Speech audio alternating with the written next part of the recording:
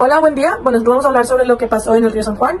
Y bueno, lo que pasó en este río fue que la refinería de Pemex, la cual se ubica en Cadereyta Jiménez, tuvo un derrame de hidrocarburos hacia el río San Juan, ocasionando así pues un daño muy grande en los ecosistemas, ¿verdad? Y bueno, para entender un poco más sobre cómo funciona el petróleo y pues obviamente el agua que está en el río, hay que entender que el petróleo está formado por hidrocarburos, como son los alcanos, los alquenos alquinos, compuestos aromáticos, compuestos cicloalcanos, y todos estos son no polares. Es por eso que cuando nos preguntamos si el petróleo se disuelve en agua, la respuesta es que no, porque todos los compuestos del petróleo son no polares mientras que el agua es polar. Y se sabe que lo polar se disuelve con lo polar y lo no polar con lo polar. Más no se puede disolver algo no polar con algo polar. Es por eso que en estos casos donde se combinan el petróleo y el agua no se logran disolver, quedándose así el petróleo como una capa flotante sobre el agua. Y bueno, ahora vamos a hablar un poco más y vamos a analizar más a detalle lo que son estos hidrocarburos, cómo están compuestos, y mi compañero Guillermo nos va a hablar un poco más sobre qué tipo de compuestos son estos, cuáles son sus interacciones inter e intramoleculares y cómo esto daña ecológicamente. ¿Qué tipo de compuestos son? Estos son hidrocarburos, es decir, que están compuestos de hidrógeno y carbono. Las interacciones entre ellos son las interacciones intermoleculares. Entre los diferentes tipos de compuestos están los orgánicos, que son principalmente debido a las fuerzas de dispersión del hondo, que son fuerzas débiles causadas por las fluctuaciones en la distribución electrónica de las moléculas.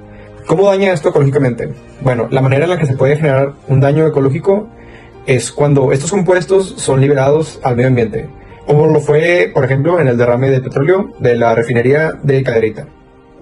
Y la forma en cómo esto afecta es, por ejemplo, el agua, el suelo y el aire, afectando así a la humanidad y la vida silvestre en nuestro ecosistema. Estos compuestos tienen variada geometría, polaridad y enlaces. El metano es tetraédrica, no polar. El butano es tetraédrica también, no polar. El hexano es diagonal plana, su polaridad es no polar. Y el benceno es cíclica plana, su polaridad es no polar. Yo les voy a presentar y hablar un poco más sobre las interacciones moleculares, empezando porque moléculas tienen enlaces no polares, tanto presentan fuerzas de dispersión del hondo a interaccionar entre ellas. Pero al momento de interaccionar con una molécula de agua, presentan un dipolo inducido. Los dipolos que ya sabemos que el agua tiene inducen como cargas parciales y temporales en las moléculas de los hidrocarburos. Ahora voy a hablar un poco sobre la toxicidad.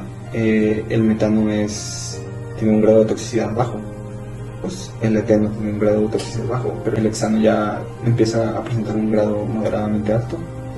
El benceno es altamente cancerígeno, por lo tanto presenta un grado muy alto de toxicidad, y el octano presenta un grado bajo moderado. Los hidrocarburos, prácticamente dependiendo de la cantidad de carbones que tengan en el centro, son la cantidad de hidrógenos que va a haber. Por ejemplo, si es un carbón en el centro, tal es el caso del etano, tiene 4 hidrógenos a los costados. Esto es una forma de estructura tetraédrica. El punto de fusión del agua es a 0 grados, el punto de ebullición es a 100 grados, como decía antes, 1 gramo entre mililitro. Sus propiedades químicas consisten en que es el solvente universal de partículas polares, puede provocar reacciones de electrólisis con sales, y es una molécula polar con un enlace covalente polar. Después tenemos el metano, que tiene un punto de fusión de menos 182.5 grados centígrados, un punto de ebullición de menos 161.6. Es un gas a temperatura ambiente que se usa para combustión, tiene una reacción con el vapor de gas y es una molécula no polar con un enlace covalente no polar.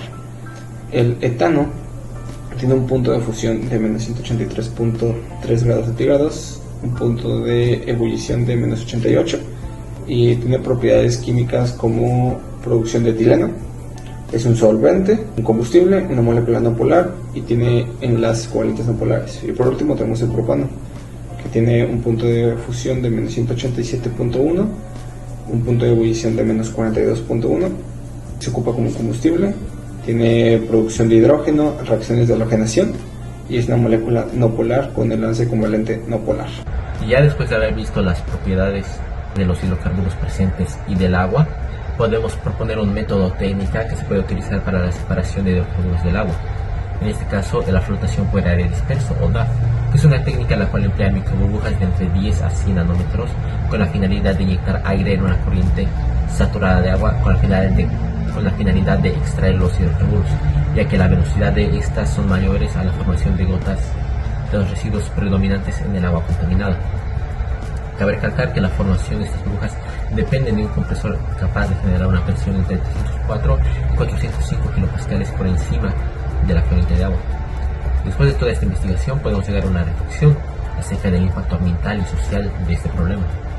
Podemos ver que la contaminación del río San Juan ocasionada por la refinería de Cadereyta nos afecta negativamente de varias maneras. Para empezar, un aspecto de salud humana, ya que esta contaminación hace que el agua no sea apta para el consumo humano. Además, podemos ver un efecto negativo a la cadena alimentaria, ya que la presencia de estos hidrocarburos igual va a afectar a tanto pescados, aves y otros animales acuáticos que estén presentes en el río. Finalmente, podemos ver un efecto negativo en la flora del lugar, ya sobre todo la que se encuentra en el agua, ya que el petróleo derramado puede impedir la entrada de luz solar e impedir la fotosíntesis a las plantas acuáticas. Es así que podemos llegar finalmente a la idea de que no se ha respetado el derecho al agua y el derecho a un medio ambiente sano para estas comunidades. Según el Instituto Mexicano de Tecnología del Agua, la Constitución declara en su artículo 4, párrafo 6, el derecho humano al agua, en el cual se puntualiza que el Estado tiene la obligación de proveer con agua que sea apta para consumo personal y doméstico.